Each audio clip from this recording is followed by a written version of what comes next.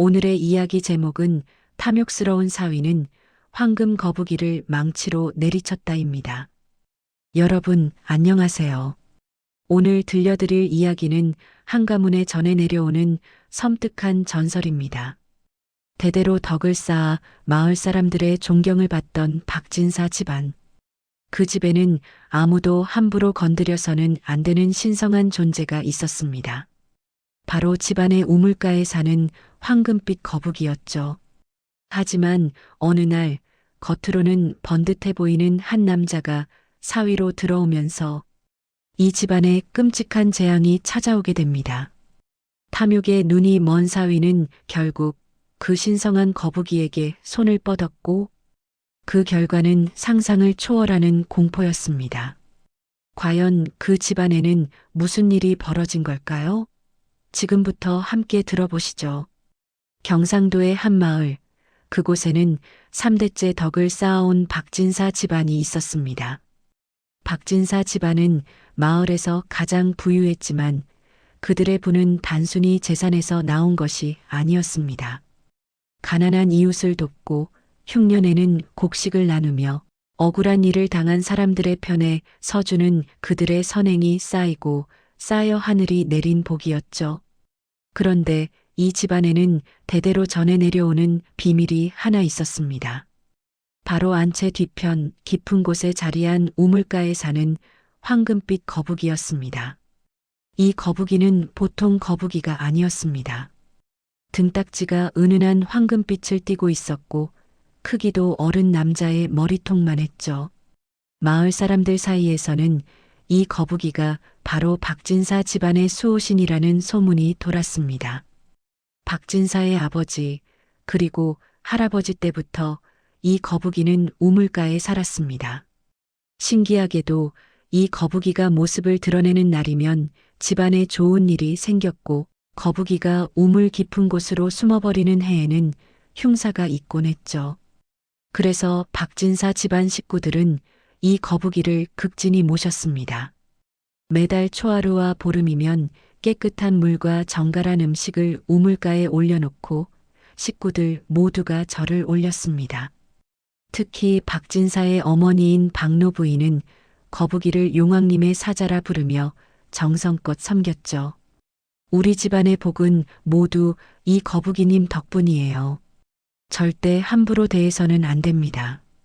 박노 부인은 손주들에게도 하인들에게도 항상 이렇게 말했습니다. 하인들 중 누구도 감히 우물가에 함부로 가지 못했고 물을 기를 때도 정중하게 인사를 올린 후에야 두레박을 내렸습니다. 그러던 어느 해 봄 박진사의 외동딸 청이에게 혼처가 정해졌습니다. 상대는 한양에서 온 강석주라는 젊은 양반이었습니다. 과거 시험을 준비한다는 그는 준수한 외모에 말솜씨도 좋았고 집안도 양반가라고 했죠. 하지만 첫 만남부터 뭔가 이상한 기운이 감돌았습니다. 혼담을 위해 박진사 댁을 방문한 날 강석주는 집안 곳곳을 유심히 살펴보았습니다. 그의 시선은 사람이 아닌 물건들을 향했죠. 고급스러운 가구, 벽에 걸린 그림, 장롱 속 비단 옷가지들. 특히 그의 눈이 반짝인 것은 안채 사랑방에 놓인 청자 항아리와 금박을 입힌 병풍을 볼 때였습니다. 박진사 댁의 늙은 하인 만복이 이상한 느낌을 받았습니다. 저 양반 뭔가 눈빛이 이상하네. 사람을 보는 게 아니라 재물을 탐하는 눈빛 같은데. 하지만 만복은 그저 하인일 뿐 감히 주인 어른께 그런 말을 할 수는 없었죠. 딸 청이도 뭔가 깨름칙한 느낌을 받았지만 부모님께서 정해주신 혼처를 거역할 수는 없었습니다. 당신은 부모의 뜻이 곧 법이던 시대니까요. 결혼식 날 또 한 가지 이상한 일이 벌어졌습니다. 신랑 강석주가 대문을 들어서는 순간 박진사 댁에서 10년 넘게 키운 삽살개 누렁이가 갑자기 미친 듯이 지저대기 시작한 겁니다. 와랄랄, 캉캉캉. 누렁이는 평소에 얌전하기로 유명한 개였습니다. 손님이 와도 꼬리를 흔들며 반길 정도로 순했는데 강석주만 보면 이를 드러내고 으르렁거렸죠. 이게 무슨 버릇없는 짓이야. 하인들이 급히 누렁이를 끌고 갔지만 걔는 계속해서 신랑 쪽을 보며 지저댔습니다. 박노 부인은 그날 밤 잠을 이루지 못했습니다. 가슴이 두근거리고 불안한 느낌이 계속 들었으니까요. 왜 이럴까? 좋은 날인데 마음이 불편하기만 하네. 하지만 이미 혼례는 치러졌고 강석주는 대릴 사위로 박진사 댁에 들어오게 되었습니다. 혼례 후 처음 며칠간 강석주는 완벽한 사위였습니다. 장인어른과 장모님 앞에서는 허리를 굽실거리며 효도를 다했고 아침 저녁으로 문안 인사를 빠뜨리지 않았죠. 장인어른, 어젯밤 주무시는데 불편함은 없으셨습니까? 장모님, 제가 한양에서 가져온 약재가 있는데 기력에 좋다고 하니 드시지 않으시겠습니까? 겉으로 보기에 그는 더없이 훌륭한 사위였습니다. 하지만 시부모가 보이지 않는 곳에서의 그는 완전히 다른 사람이었죠. 하인들에게는 함부로 반말을 하고 마음에 들지 않으면 매질도 서슴지 않았습니다. 이것들이 일을 이따위로 하나? 당장 다시 해오지 못할까? 특히 늙은 하인 만복에게는 더욱 모질게 굴었습니다. 만복이 자신을 불신하는 눈빛으로 본다는 것을 눈치챘기 때문이죠. 아내 청이에게도 마찬가지였습니다. 당신 집안이 부자라고 해서 기대했는데 생각보다 별것 없구려. 창고에 있다는 금은 보화는 어디 있소? 서방님 그런 말씀을. 우리 집안은 재물보다 덕을 쌓는 것을 중히 여깁니다. 흥? 덕이라니. 세상 물정 모르는 소리. 돈이 있어야 덕도 쌓는 거지. 청이는 점점 남편의 진짜 모습에 실망했지만 이미 혼이 난 몸, 어찌할 도리가 없었습니다. 강석주가 박진사 댁에 온 지 한 달쯤 되었을 때였습니다. 어느 날 저녁 그는 우연히 안채 뒤편 우물가를 지나가게 되었습니다. 평소에는 관심도 없던 곳이었는데 그날따라 우물에서 이상한 빛이 나는 것처럼 보였거든요. 저게 뭐지? 호기심에 가까이 다가간 강석주는 그만 눈을 의심했습니다. 우물가 큰 바위 위에 황금빛으로 빛나는 거대한 거북이가 있었던 겁니다.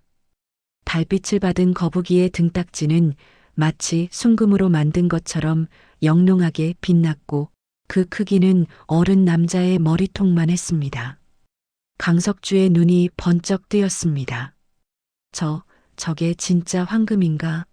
아니면 금을 입힌 건가? 그의 머릿속에는 온통 돈에 대한 생각뿐이었습니다. 저 거북이 등딱지만 벗겨내도 큰 돈이 될 텐데. 바로 그때 뒤에서 목소리가 들렸습니다. 사위 어른, 거기서 뭐 하시는 겁니까? 깜짝 놀란 강석주가 돌아보니 박노 부인이 서 있었습니다. 아, 어머님. 저는 그저 달 구경을 하다가 혹시 거북이를 보셨습니까? 강석주는 잠시 머뭇거리다 대답했습니다. 예, 우물가에 큰 거북이가 있더군요. 신기하게도 황금빛으로 빛나던데 저건 대체. 박노 부인의 얼굴이 순간 굳어졌습니다. 사위 어른 들으시오. 저 거북이는 우리 집안의 수호신이요. 우리 할아버님 때부터 이 집을 지켜주신 영물이지요. 절대로 함부로 건드려서는 안 돼요. 수호신이라. 하지만 그냥 거북이 아닙니까? 그냥 거북이가 아니오. 저 거북이가 모습을 드러낸 해에는 집안에 경사가 생기고 숨어버린 해에는 흉사가 생기요. 100년 넘게 이 집을 지켜온 신령님이시지요. 박노 부인은 엄숙한 표정으로 덧붙였습니다. 명심하시오. 저 거북이에게 해를 끼치는 자는 하늘의 벌을 받을 것이요. 우리 집안 식구 누구도 감히 거북이를 건드린 적이 없소? 예. 명심하겠습니다. 어머님. 강석주는 고개를 숙였지만 그의 눈에는 여전히 탐욕의 빛이 감돌고 있었습니다. 수호신이라 미신을 믿는 늙은이들 같으니 저건 그냥 비싼 거북이일 뿐이야. 저걸 팔면 큰 돈을 벌 수 있을 텐데. 그날 밤부터 강석주의 머릿속에는 황금 거북이 생각뿐이었습니다. 다음 날부터 강석주는 황금 거북이에 대해 은밀하게 알아보기 시작했습니다. 하인들에게 슬쩍 물어보기도 하고 아내 청이에게도 넌지시 거북이 이야기를 꺼냈죠. 여보, 우물가의 거북이 말이요. 정말 신령한 거북이요? 네, 서방님. 어릴 적부터 할머님께 들었어요. 저 거북이는 우리 집안의 복을 지켜주는 영물이라고요. 한 번도 사람에게 해를 끼친 적이 없고 다만 조용히 우물가에서 지내시지요. 그렇다면 왜 황금빛으로 빛나는 거요? 그건 저도 잘 모르겠어요. 할머님 말씀으로는 원래부터 그랬다고 하시더라고요. 신령한 기운이 서린 거북이라서 그런가 봐요. 청이의 대답을 들은 강석주는 속으로 피식 웃었습니다. 신령한 기운이라니. 그냥 금가루를 먹어서 그런 거겠지. 아니면 진짜 황금 거북이이거나. 며칠 뒤 강석주는 장날을 핑계로 읍내에 나갔습니다. 그곳에서 그는 진귀한 동물을 거래하는 상인을 찾아갔습니다. 주인장, 내가 하나 물어볼 게 있소. 만약 말이요. 황금빛으로 빛나는 큰 거북이가 있다면 얼마나 받을 수 있겠소? 상인의 눈이 번쩍 뜨였습니다. 황금빛 거북이라. 그게 정말이요? 그런 거북이라면 한양의 부자들이 엄청난 돈을 내고도 사려고 할 거요. 특히 권문세가에서는 길상의 상징으로 여기니까 말이요. 대략 얼마나 되겠소? 크기와 상태에 따라 다르지만 적어도 은자 1000냥은 받을 수 있을 거요. 만약 정말 신령하다는 소문이라도 있다면 그 몇 배도 가능하고 은자 1000냥이라. 강석주의 눈이 빛났습니다. 은자 1000냥이면 한양에 큰 기와집을 사고도 남을 돈이었으니까요. 좋아. 저 거북이만 손에 넣으면 나는 부자가 될 수 있어. 이 시골 마을에서 평생 처박혀 살 필요가 없다고. 그날부터 강석주는 거북이를 어떻게 훔칠지 계획을 세우기 시작했습니다. 하지만 문제가 있었습니다. 박진사 댁 식구들과 하인들 모두가 거북이를 신성시했고 특히 박노 부인은 매일 우물가를 살폈습니다. 게다가 거북이는 사람이 다가가면 곧바로 우물 속으로 숨어버렸죠. 어떻게 하지? 몰래 잡으려면 밤에 해야 하는데. 강석주는 며칠 밤을 고민했습니다. 그러던 어느 날 기회가 찾아왔습니다. 그해 7월 보름 박진사 댁에서는 마을 잔치가 열렸습니다. 박진사가 환갑을 맞아 온 마을 사람들을 초대한 거였죠. 집안은 손님들로 북적였고 하인들도 모두 손님 접대에 바빴습니다. 강석주는 이때다 싶었습니다. 오늘이 기회야. 모두가 잔치에 정신이 팔렸을 때 거북이를 잡아야겠어. 해가 지고 잔치가 무르익을 무렵 강석주는 슬그머니 자리에서 일어났습니다. 여보, 어디 가세요? 아내 청이가 물었습니다. 아, 화장실에 좀. 곧 돌아오겠소. 강석주는 사람들의 눈을 피해 안채 뒤편으로 향했습니다. 손에는 미리 준비해둔 큰 자루와 긴 막대기를 들고 있었죠. 우물가에 도착하자 과연 황금 거북이가 바위 위에 앉아 있었습니다. 달빛을 받아 더욱 영롱하게 빛나고 있었죠. 저것만 잡으면 나는 부자다. 강석주는 조심스럽게 다가갔습니다. 하지만 거북이는 사람의 기척을 눈치챘는지 우물 쪽으로 움직이기 시작했습니다. 안 돼. 강석주는 급히 막대기로 거북이를 쳤습니다. 쾅! 막대기가 거북이의 등딱지를 강타했습니다. 그 순간 이상한 일이 벌어졌습니다. 거북이가 고통스러운 듯 소리를 냈는데 그 소리가 마치 사람의 신음 같았던 겁니다. 강석주는 순간 섬뜩함을 느꼈지만 이미 욕심에 눈이 먼 그는 멈출 수 없었습니다. 이미 시작했어. 이제 와서 돌이킬 수 없다. 그는 자루를 펼치고 다시 한번 막대기로 거북이를 내리쳤습니다. 쾅! 쾅! 2번, 3번. 강석주는 미친 듯이 거북이를 때렸습니다. 거북이의 등딱지에서 이상한 빛이 새어나왔고 주변이 순간 황금빛으로 물들었습니다. 그아. 거북이의 신음소리는 점점 커졌고 이상하게도 우물물이 출렁이기 시작했습니다. 강석주는 겁이 났지만 이제 와서 멈출 수 없었습니다. 그는 마지막 힘을 다해 거북이를 자루 속에 밀어 넣었습니다. 바로 그때였습니다. 거기 누구냐? 만복의 목소리가 들렸습니다. 늙은 하인은 이상한 소리를 듣고 달려온 것이었죠. 강석주는 황급히 자루를 들고 뛰기 시작했습니다. 사위 어른, 그게 무슨 짓입니까? 만복이 소리쳤지만 강석주는 대답하지 않고 계속 달렸습니다. 그는 미리 준비해둔 헛간으로 거북이를 가져갔습니다. 그곳에는 큰 망치가 있었죠. 등딱지만 벗겨내면 돼. 그러면 황금을 얻을 수 있어. 강석주는 자루에서 거북이를 꺼냈습니다. 거북이는 이미 기진맥진한 상태였지만 여전히 희미하게 빛나고 있었습니다.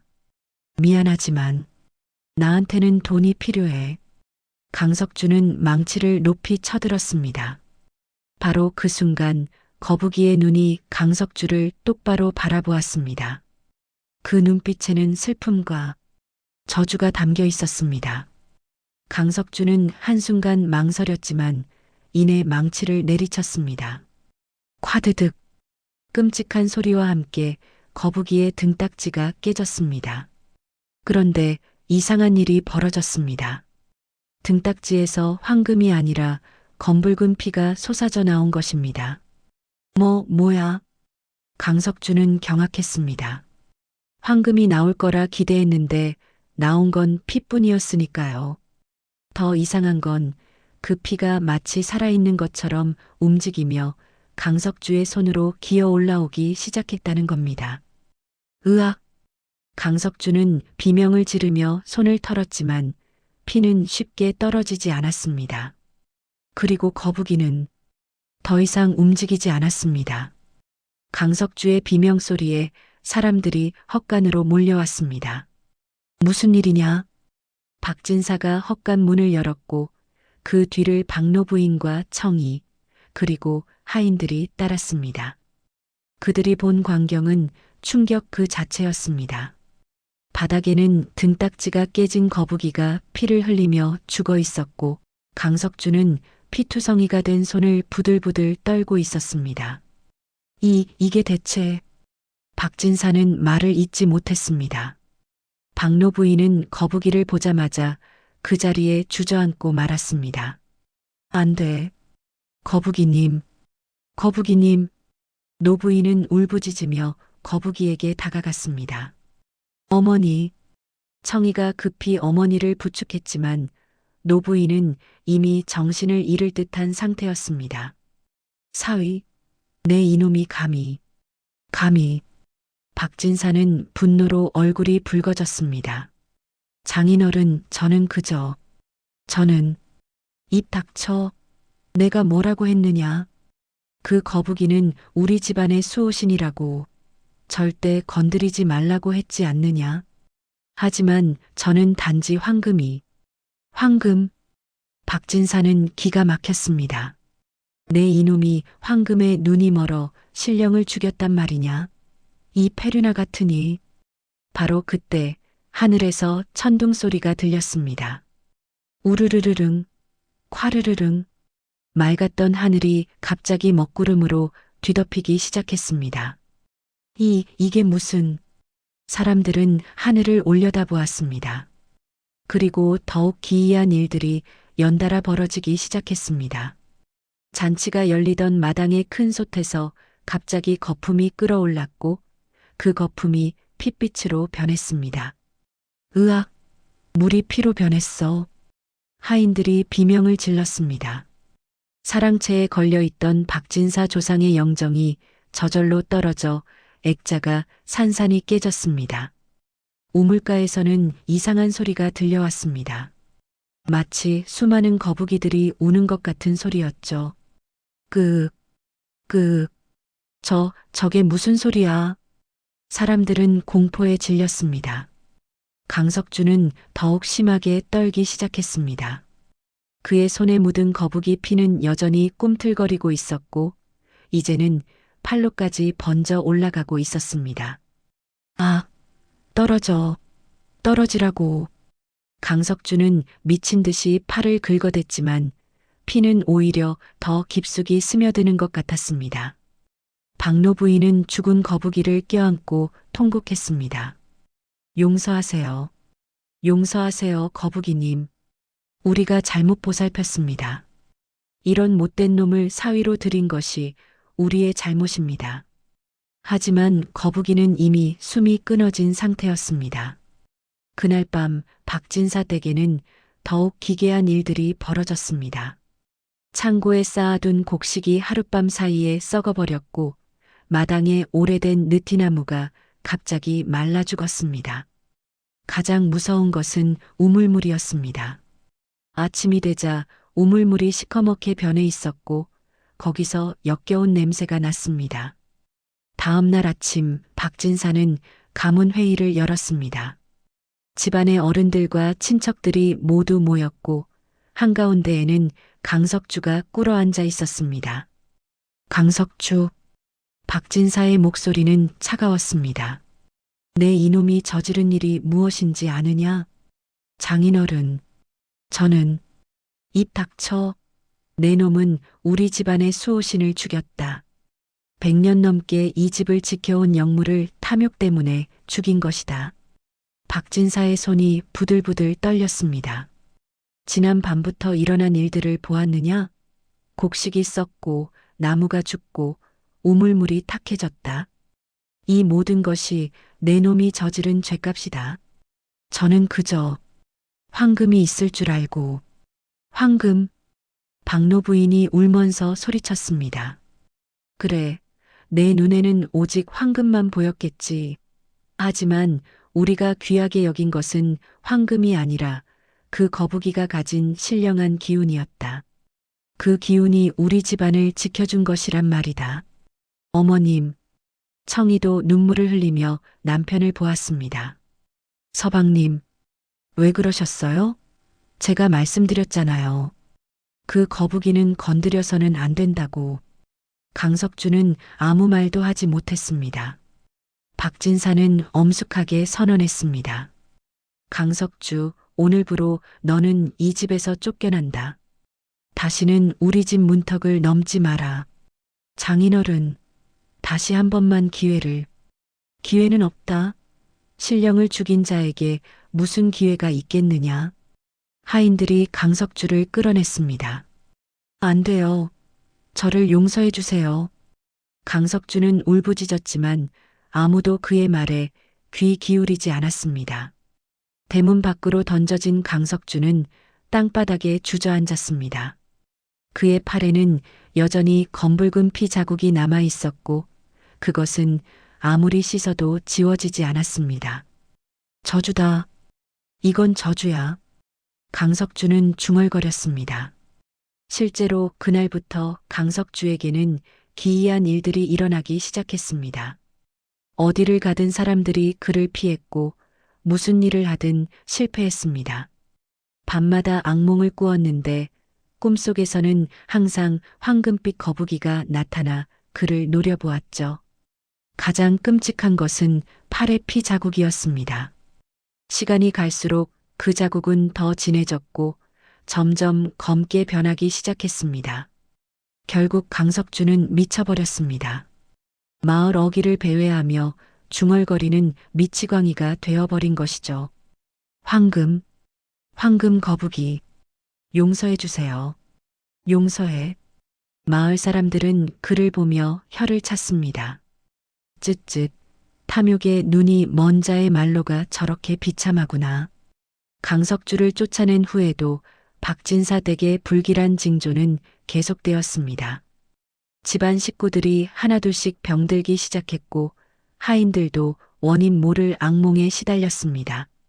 박노 부인은 더 이상 참을 수 없었습니다. 우리가 거북이님께 제대로 된 예를 갖추지 못했습니다. 정식으로 장례를 치러드려야 합니다. 박진사도 동의했습니다. 어머님 말씀이 옳습니다. 마을의 무당을 불러 제대로 된 위령제를 지내야겠습니다. 며칠 후 마을에서 가장 영험하다는 무당 강신녀가 박진사 댁을 찾았습니다. 강신녀는 헛간에 남아있던 거북이의 시신을 보자마자 고개를 저었습니다. 이런, 큰일 났습니다. 이 거북이는 보통 거북이가 아니었어요. 최소 300년은 산 영물이었습니다. 300년이요? 네. 그리고 이 거북이는 단순히 이 집을 지키기만 한 게 아니에요. 이 집안 조상님들의 영혼을 보살피고 후손들에게 복을 내려주는 역할을 했던 겁니다. 강신녀는 거북이의 깨진 등딱지를 어루만졌습니다. 이렇게 억울하게 죽었으니 원한이 얼마나 크겠습니까? 제대로 풀어드리지 않으면 이 집안은 몰락하고 말 겁니다. 그럼 어떻게 해야 합니까? 먼저 거북이를 정성껏 묻어드려야 합니다. 그리고 49일 동안 매일 제를 올려야 해요. 온 집안 식구가 정성을 다해야 합니다. 박진사 댁 식구들은 강신녀의 말에 따라 정성껏 준비했습니다. 우물가의 가장 좋은 자리에 구덩이를 파고 좋은 비단으로 거북이를 감쌌습니다. 그리고 조심스럽게 묻어드렸죠. 무덤 앞에는 작은 제단을 만들고 매일 아침 저녁으로 정갈한 음식을 올렸습니다. 박노 부인은 매일 무덤 앞에서 눈물로 빌었습니다. 거북이님 용서하세요. 우리가 잘못 보살펴 이런 일을 당하게 했습니다. 부디 원한을 풀어주시고 이 집안을 다시 한번 지켜주세요. 신기하게도 정성을 들이자 조금씩 변화가 생기기 시작했습니다. 먼저 시커멓게 변했던 우물물이 맑아지기 시작했습니다. 그리고 썩었던 곡식 중 일부가 다시 살아났죠. 49일째 되는 날 강신녀가 큰 위령제를 지냈습니다. 천지신명이시여, 이 집안을 300년 동안 지켜온 영물의 영혼을 편안케 하소서. 제를 지내는 동안 이상한 일이 벌어졌습니다. 거북이 무덤에서 은은한 황금빛이 새어나오기 시작한 것입니다. 저것 보세요. 사람들은 경외감에 무릎을 꿇었습니다. 황금빛은 점점 밝아지더니 하늘로 올라갔고 그 빛이 사라지자 마침내 평온이 찾아왔습니다. 그날 밤 박노 부인의 꿈에 거북이가 나타났습니다. 알멈. 거북이는 사람의 목소리로 말했습니다. 저는 이제 떠납니다. 하지만 걱정 마세요. 당신들의 정성을 보았습니다. 비록 제 몸은 떠나지만 제 축복은 여전히 이 집안에 남을 것입니다. 거북이님, 다만 명심하세요. 진정한 복은 탐욕이 아니라 덕에서 나온다는 것을, 그것을 잊지 않는 한 이 집안은 대대로 번창할 것입니다. 거북이는 미소를 지으며 빛 속으로 사라졌습니다. 위령제가 끝난 후 박진사 댁은 서서히 예전의 모습을 되찾아갔습니다. 우물물은 완전히 맑아졌고 죽었던 느티나무에서 새싹이 돋아났습니다. 병들었던 식구들도 하나둘씩 건강을 회복했죠. 하지만 가장 큰 변화는 사람들의 마음속에 있었습니다. 박진사는 손자 손녀들을 모아놓고 말했습니다. 얘들아, 잘 들어라. 우리 집안에 무슨 일이 있었는지 절대 잊지 마라. 네, 할아버지. 탐욕은 사람을 망치는 독이다. 강석주는 눈앞에 황금의 눈이 멀어 영물을 죽였고 그 결과 미치광이가 되어 떠돌게 되었다. 박진사는 엄숙한 표정으로 덧붙였습니다. 진정한 부는 금은보화가 아니다. 덕을 쌓고 남을 배려하며 신령한 것을 공경하는 마음, 그것이 진짜 재산이란다. 청이도 이 일을 통해 많은 것을 깨달았습니다. 나는 겉모습만 보고 남편을 선택했구나. 사람의 진가는 마음에 있는데 그녀는 다시는 같은 실수를 하지 않겠다고 다짐했습니다. 시간이 흘러 청이는 재혼을 했습니다. 이번에는 부모님이 정해준 사람이 아니라 직접 마음을 보고 선택한 사람이었죠. 새 남편 이철수는 가난한 서당 선생이었지만 마음씨가 따뜻하고 정직했습니다. 장인어른, 저는 가진 것이 없습니다. 하지만 청이를 진심으로 아끼고 이 집안의 가르침을 소중히 여기겠습니다. 박진사는 만족스러운 미소를 지었습니다. 그거면 충분하네. 우리 집안에 필요한 것은 재물이 아니라 덕을 아는 사람이니까. 이철수가 들어온 후 박진사 댁은 더욱 번창했습니다. 신기하게도 거북이 무덤 근처에는 항상 맑은 물이 샘솟았고 그 물을 마신 사람들은 건강해졌습니다. 거북이님의 축복이 아직도 남아있는 거야. 박노 부인은 매일 무덤 앞에 꽃을 바치며 감사의 기도를 올렸습니다. 마을 사람들도 박진사 댁의 이야기를 듣고 교훈을 얻었습니다. 탐욕은 결국 화를 부르는구나. 그래, 우리도 덕을 쌓으며 살아야겠어.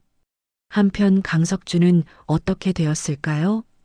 그는 미치광이가 되어 여기저기를 떠돌다가 결국 산속 동굴에서 쓸쓸히 죽음을 맞이했습니다. 죽을 때까지 그의 팔에는 검은 피 자국이 남아 있었고 마지막 순간에도 황금, 거북이, 용서라는 말만 중얼거렸다고 합니다.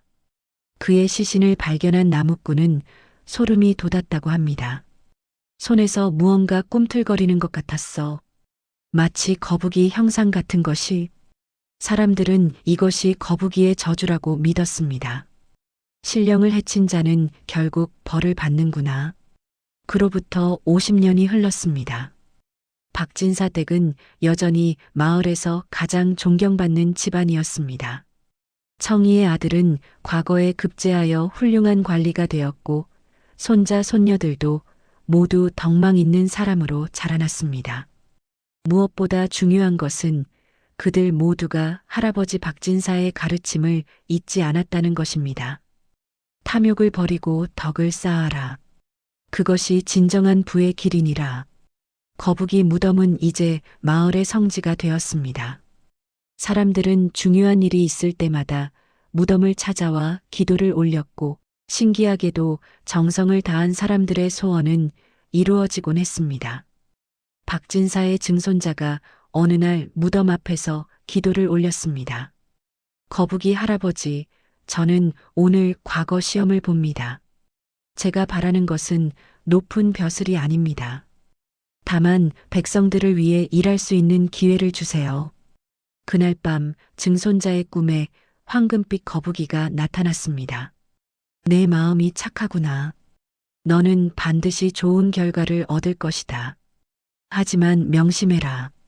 벼슬을 얻은 후에도 초심을 잊지 마라. 과연 증손자는 과거에 급제했고 청렴한 관리가 되어 백성들의 사랑을 받았습니다. 이 이야기는 대대로 전해 내려와 지금도 그 마을에서는 할머니들이 손주들에게 들려줍니다. 얘야, 탐욕을 부리면 안 된단다. 옛날에 황금 거북이를 죽인 나쁜 사위가 있었는데, 할머니, 그래서 그 사위는 어떻게 됐어요? 미치광이가 되어 비참하게 죽었단다. 그러니 너희들도 절대 욕심을 부리면 안 돼. 착하게 살고 덕을 쌓아야 한단다. 네, 할머니. 여러분, 오늘 이야기는 여기까지입니다. 탐욕스러운 사위 강석주는 눈앞에 황금에 눈이 멀어 신성한 거북이를 죽였고 그 대가로 미치광이가 되어 비참한 최후를 맞이했습니다. 반면 박진사 집안은 진심으로 뉘우치고 거북이의 영혼을 위로하며 덕을 쌓는 삶을 계속했기에 대대로 번창할 수 있었습니다. 이 이야기가 우리에게 주는 교훈은 무엇일까요? 첫째, 탐욕은 결국 자신을 파멸로 이끕니다. 둘째, 눈에 보이는 재물보다 중요한 것은 덕과 마음입니다. 셋째, 신령하고 신성한 것을 공경하는 마음을 잃지 말아야 합니다. 넷째, 잘못을 저질렀다면 진심으로 뉘우치고 속죄해야 합니다. 현대를 살아가는 우리도 마찬가지입니다. 돈과 성공에만 눈이 멀어 정말 중요한 것들을 잃어버리고 있지는 않나요? 가족, 친구, 건강, 그리고 양심. 이런 것들이야말로 진정한 보물입니다. 여러분은 어떻게 생각하시나요? 댓글로 여러분의 생각을 들려주세요. 그리고 오늘 이야기가 도움이 되셨다면 좋아요와 구독 부탁드립니다. 다음 시간에는 더 흥미로운 이야기로 찾아뵙겠습니다. 여러분, 오늘도 탐욕을 버리고 덕을 쌓는 하루 되세요. 감사합니다.